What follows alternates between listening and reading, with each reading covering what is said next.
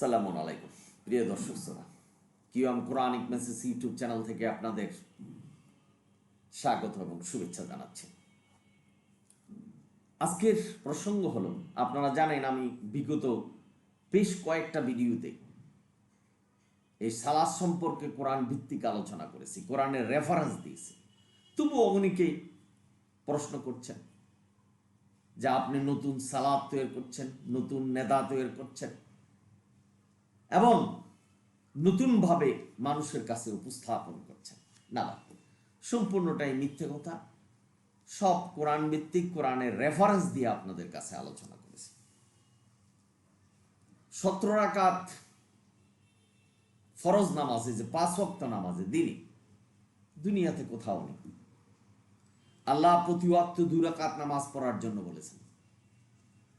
আল্লাহ রুকু, সেজদার, তাসবির কথা বলেছেন। নামাজের পূর্বে কোরআন থেকে পাঠ করতে হবে বলেছেন, হাত বাঁধতে হবে বলেছেন। সব কিছু বিস্তারিত আলোচনা করেছে এবং নামাজে দণ্ডায়মান অবস্থায় কোরআন থেকে পাঠ করতে হবে। মানুষের বানানো কোনো দোয়া দরুদ দিয়ে নামাজ হবে না, এই বিষয়ে বিস্তারিত আলোচনা করেছে। তাশাহুদ, দুরুদ, দোয়ায়ে মাসুরা, আউযুবিল্লাহি মিনাশ শাইতানির রাজিম এবং সামি আল্লাহু লিমান হামিদা এবং সানা যা পাঠ করছেন, এগুলি সকল কিছুই মানুষের বানানো। অথচ আল্লাহ বলছেন কোরআন থেকে পাঠ কর। তবু যদি আপনাদের এ বিষয়ে সন্দেহ হয়, সংশয় হয়, আল্লাহর কাছে তওবা করুন। মনে করতে হবে যে আপনার কোনো পাপ আপনাকে আল্লাহ মঞ্জুর করেছেন জাহান্নামের জন্য। এই বিষয়টা নিয়ে যদি আপনি আল্লাহর কাছে গোপনে তওবা করেন, কান্নাকাটি করেন, আল্লাহ ক্ষমা করবেন এবং হেদায়েত দান করবেন।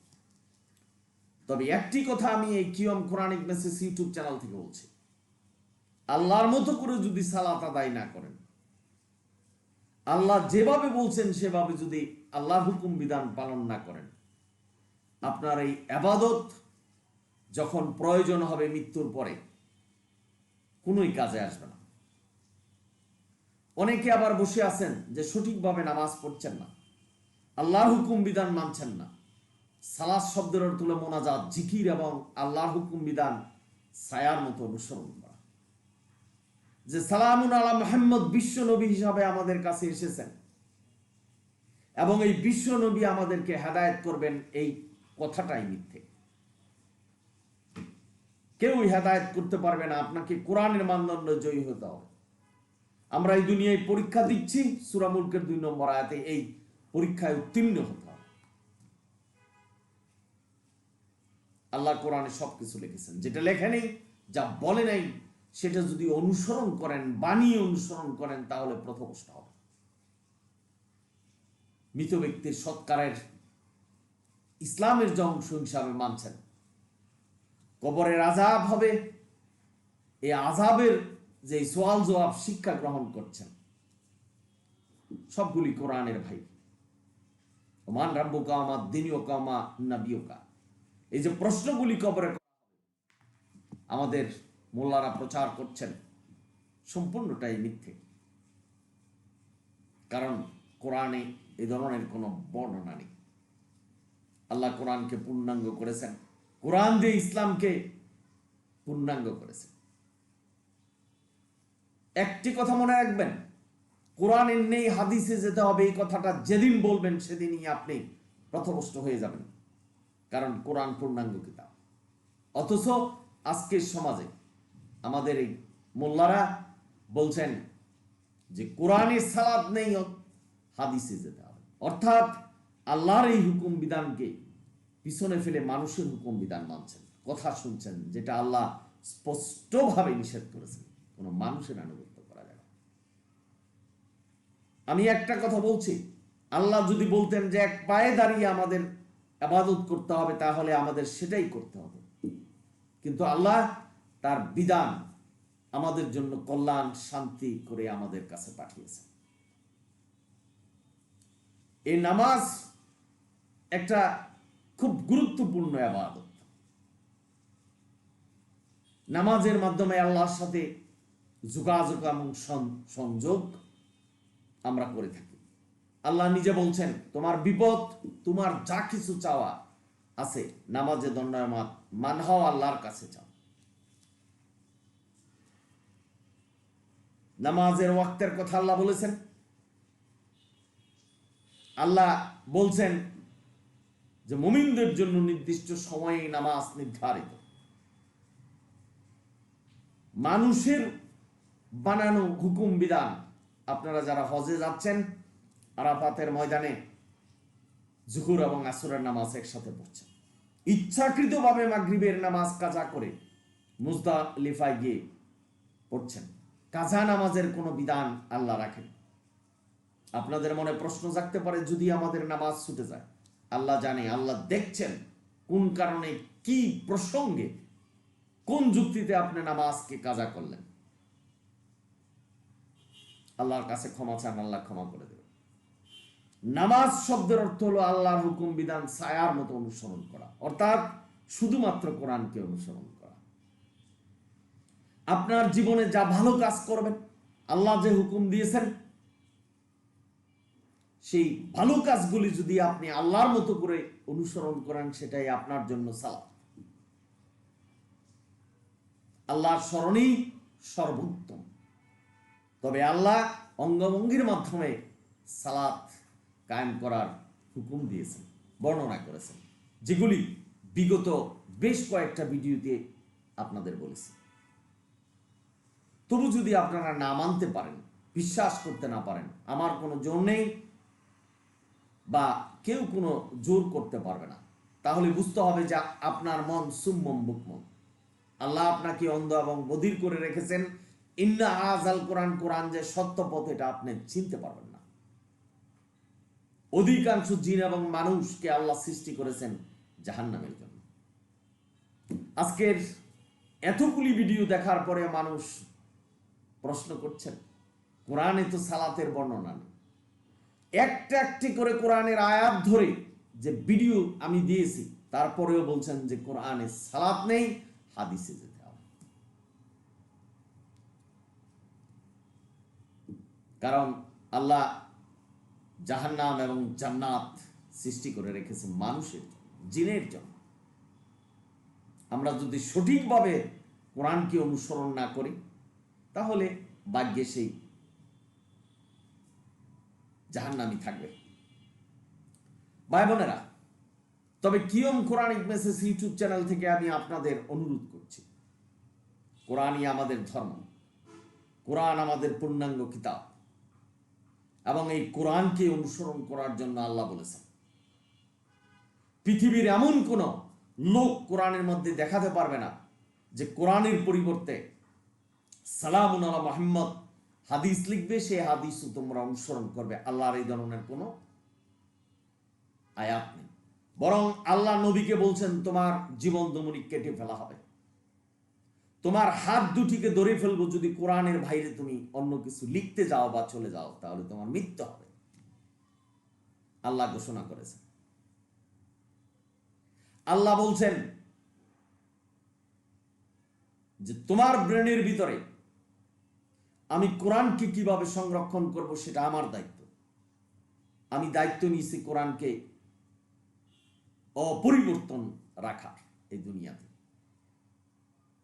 সেই আদম থেকে ধরে আজ পর্যন্ত আল্লাহর বিধান মানুষ পরিবর্তন করতে পারেনি, কিন্তু আজকের সমাজে আমাদের মোল্লারা কোরআনের পরিবর্তে হাদিস মানতে বলছেন।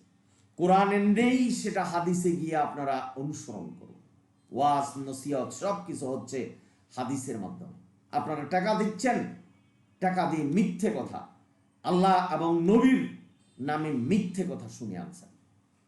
আপনি যারা টাকা দিচ্ছেন এবং যারা নিচ্ছেন, উভয়ই পথভ্রষ্ট হবে। কারণ আল্লাহর কোরআন আল্লাহ সংরক্ষণ করছেন এবং আমাদের সামনে আছে, এই কোরআনই অনুসরণ করতে হবে। আল্লাহ বলছেন যে কোরআন সহজ। আমাদের মোল্লারা এবং যারা মোল্লাদের অনুসরণ করছেন, তারা কোরআনকে জটিল করছেন, আল্লাহর বিধানকে জটিল করছেন। যেখানে নিয়ত, আপনি নামাজ পড়বেন, নিয়ত হয়ে গেল। আজকের সমাজে মানুষ নিয়ত শিখাচ্ছেন মানুষকে। আর বা রাকাতায় সালাসিল কোনটা কোন নামাজে পড়তে হয় আমাদের 80% লোক জানে না। ভাই নামাজ পড়ুন না কেন? ভাই আমরা তো নিয়ত জানি না। বুঝাতেই ব্যর্থ হচ্ছে যে নামাজের জন্য নিয়তের কোনো প্রয়োজন নেই। ভাই বোনেরা, আপনারা যারা শুনছেন, হাদিস মানুষকে এভাবে আঁকড়ে ধরেছে, কোরআনের সাথে সাংঘর্ষিক হাদিস মানুষকে এভাবে আঁকড়ে ধরেছে যে তাদেরকে জাহান্নামে না নিয়ে ছাড়বে না। কারণ কোরআন এমন একটা কিতাব যে কোরআন অনুসরণ করলে আপনি জান্নাতে যাবেন। আর শয়তান এই কাজেই সহযোগিতা করছে বেশি, যে কোরআন মানলে হবে না, হাদিসও মানতে হবে। মানছেন? শয়তানের কথা শুনছেন। আর আল্লাহ বলছেন শুধু কোরআনই মানতে হবে। ভাই বোনেরা, আপনারা সালাত শেষ করছেন, ডানে এবং বামে সালাম ফিরি। আল্লাহর কোরআন যদি চিরুনি অভিযান চালান, আল্লাহ এই ধরনের কোনো নির্দেশনা দেয় নাই যে ডানে বামে সালাম ফিরাতে হবে। আল্লাহ বলছেন তোমরা নামাজরত অবস্থায় সমস্ত নবী রাসূলদেরকে সালাম দাও, সালামুন আলাল মুরসালিন। আল্লাহ শিখাচ্ছেন, কিন্তু শিখবে না।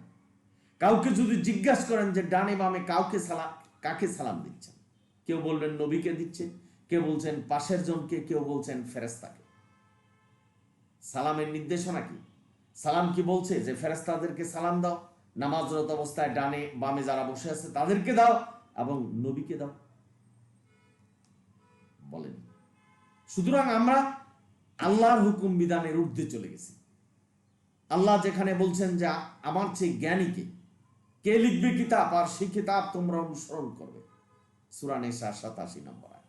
আল্লাহ আমাদেরকে প্রশ্ন করেছেন আমার চেয়ে কে জ্ঞানী যে কিতাব লিখবে আর সেগুলি তোমরা অনুসরণ করবে। বুখারী শরীফ, মুসলিম শরীফ, তিরমিজি শরীফ, আবু দাউদ, নাসাই, এগুলি আল্লাহর কাছ থেকে এসেছে। আল্লাহ এই ধরনের কোনো নির্দেশনা কোরআনে দেয়। নবীর নামে, নবীর স্ত্রীদের নামে আল্লাহ আয়াত রচনা করেছেন যে তোমরা নবীর মৃত্যুর পর অন্যত্র বিবাহ বসতে পারবে না। নবীকে বলছেন যে তোমার সাহাবী বিনা অনুমতিতে তোমার ঘরে ঢুকতে পারবে না। তুমি তোমার পালিত পুত্র জায়েদের স্ত্রীকে বিবাহ করতে পারবে। এগুলিও কোরআনে লিপিবদ্ধ। অর্থাৎ নবীকে আল্লাহ যা বলেছেন সব কোরআনে লিপিবদ্ধ।